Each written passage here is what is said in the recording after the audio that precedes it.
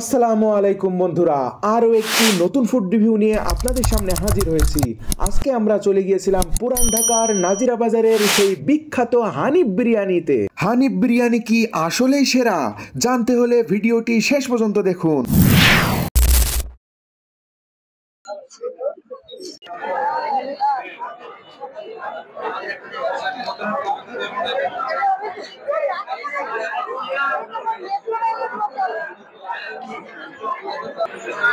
আমরা এখন চলে এসেছি নাজিরা বাজার পুরান ঢাকার বিখ্যাত সেই হানিফ বিরিয়ানি খাওয়ার জন্য।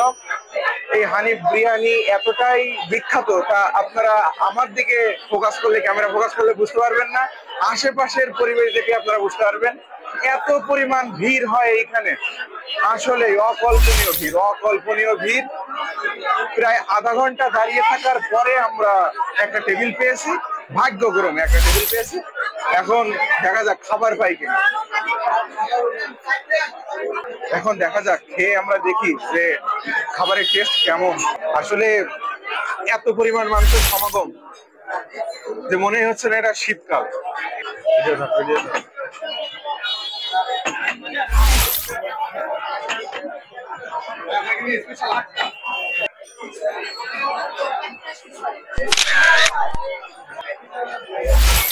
এই হচ্ছে আমাদের হানিফ বিরিয়ানি।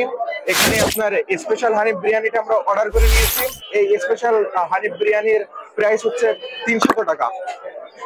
আর আমরা দেখছি আসলে 300 টাকায় হানিফ বিরিয়ানির কোয়ান্টিটি অনেক বেশি সন্তুষ্টজনক কোয়ান্টিটি। আর এখানে মাংস আর মাংস,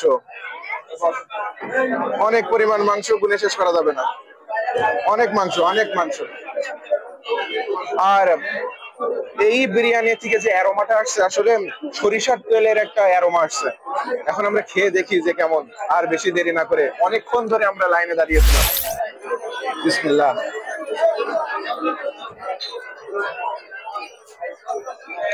এতগুলো লোক এখানে এসেছে এমনি এমনি না, এই টেস্টের কারণে। আসলে ইউনিক একটা বিরিয়ানি। এটা যে একদম খাঁটি সরিষার তেলে রান্না করা, প্রথম বাইট নেওয়ার সাথে সাথে আমি বুঝে গেছি। আসলে অনেক বেশি মজা। এখানকার মাংসগুলো অনেক সফট।